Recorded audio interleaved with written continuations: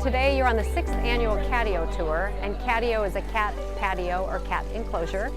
And it's a space that you create in your backyard, side yard, could be your front yard I suppose, that's going to keep your cats safe and protect local wildlife. So in the case of the one you're looking at today, it's tucked under their eave. The cat accesses it from a window, and it's a space that the person can enjoy with their kitty, and it's a corner of their yard they weren't using. So it's a great way to get some safe outdoor time for your cat. And we wanted to inspire people. We wanted to engage the community in ways to keep their cats safe at home. And so the Catio Tour was born here in Portland, Oregon 6 years ago. I moved into this house a couple of years ago, and there was this perfect sort of dead space. And so I contacted a general contractor who built it. He thought I was crazy. He never even heard of a catio. In this particular neighborhood, we have a lot of coyotes, and we have a lot of missing cats. So for their safety, I feel better them having a catio. The other thing is in my yard I get a lot of birds and squirrels, and so it keeps the wildlife safe too. Prior to this set of cats, I've always had indoor-outdoor cats, so they would go outdoors, and I always felt bad when they caught a bird in particular. They're not fast enough for squirrels. Really, it's what fits your yard and your personality. And it's a creativity project and something that really can make your backyard interesting and make it safe for wildlife and your cat. Are they very expensive to build? This one, because it was professionally done from design to completion, it cost me labor, design, materials, about $1,800. What sparks their imagination? It might be that they could build it themselves. Last year we had bike rims. People took used bike rims, lashed it together with bamboo. It cost them $200, really, and it's super creative and different. We've had people fence in their whole backyard and it cost them many thousands. The cats are not here today. They're there's inside. one, Oh, there's one there's caterpillar. one inside. What's going on? There's a perch right in there, and so she's watching the people from a safe distance. Oh, that's good. Very nice. This structure is so substantial, so beautifully designed. Was it an architect? No, we designed it. You did it yourself? Yeah, and then we designed it. A contractor would build it? No, you built it yourself? Yeah, a friend had to help us finish so we could be done in time, but the only contractor we had was somebody to pour the cement pad. Well, at first they were really nervous because only one of them had ever been outdoors before. If there was a loud noise, they'd all scatter and run back into the tunnel and into the house. So it took them a while, but once they started realizing they were safe in there, they started hanging out. And of course, in the morning and the evening, the cats like to be in that far corner because this is where all the birds hang out during those hours. And it's their favorite time of day to be out, and they'll all be sitting up there kind of Buddha style, watching the birds. You're welcome. Thank you so much. Okay, so. Good boy. Oh. Good boy. Want one more? Get it in the bed. This is cool. We really feel like it's the best thing for the songbirds.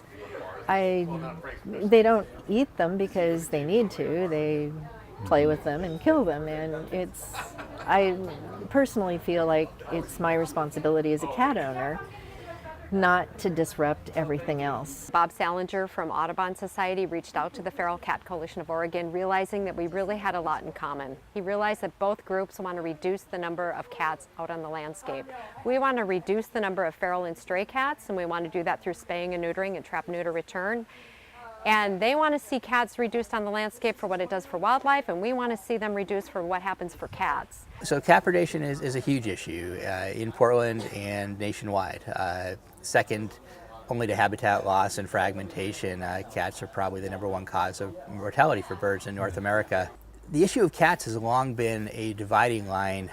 It's been a very, very contentious discussion between animal welfare groups and conservation groups. In Portland, we've established a very different relationship. We have a very collaborative relationship with the animal welfare community, particularly the Feral Cat Coalition of Oregon. We've been partnered up for about 20 years. And so we've been working together to try and come up with a solution for free roaming cats. How do you make the world safer for birds and cats? Because it's not good for cats to be roaming free in the environment either. There's lots of hazards for them. And so we developed a Cat Safe at Home campaign that we've been implementing for many, many years.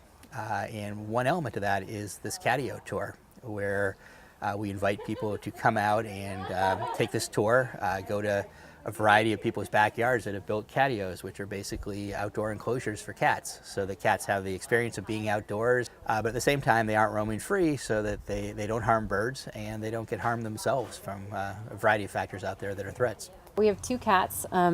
This fella up here is Jordy. Jordy. And our other cat is Twinkle. And actually, they don't get along with each other so Uh-oh. well. So it's only great. one at a time. That's in the They'll space. No. they'll hang out They'll together, but it's been great because it expanded their territory a little bit. So there's not quite as much fighting as there was before, and they both really love it out here.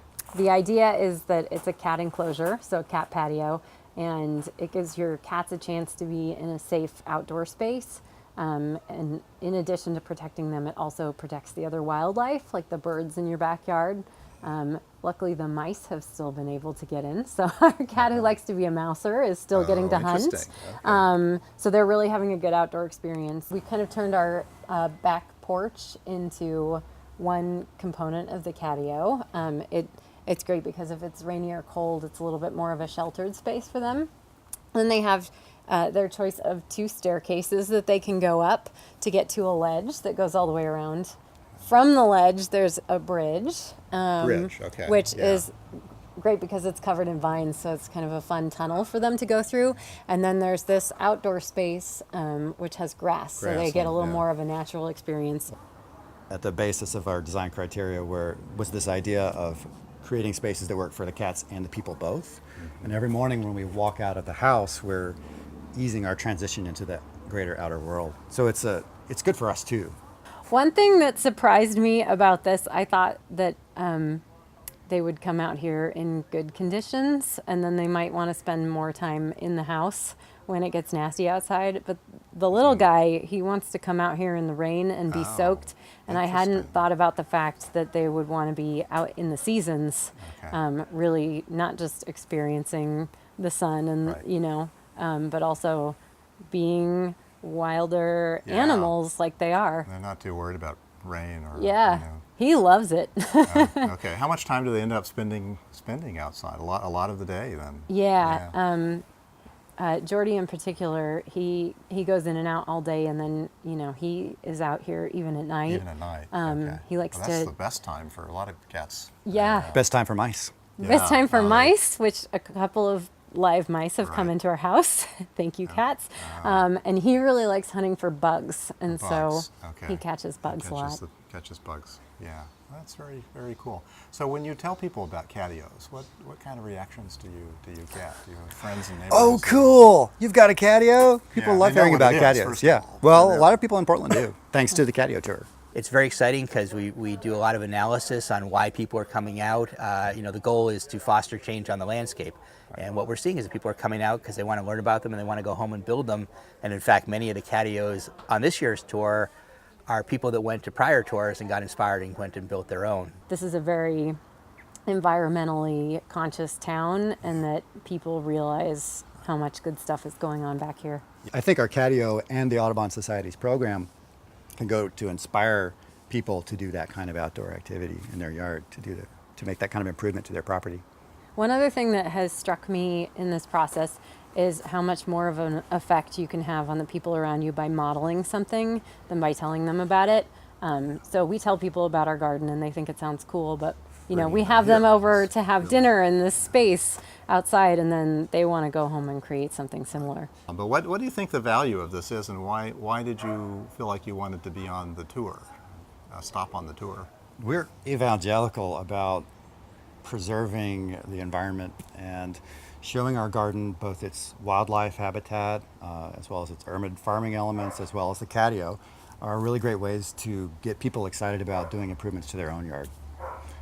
If we can show that it's fun and pretty and beautiful place to be in, people get inspired. And I've heard so many people say, as they left today, that they were inspired for their own projects. And so we hope they're inspired like we were inspired on our catio tours when we went on the catio tour several years ago. We got to see how other people had done it in their yards and learned some tips and techniques, and mostly got inspiration. We were inspired to do it.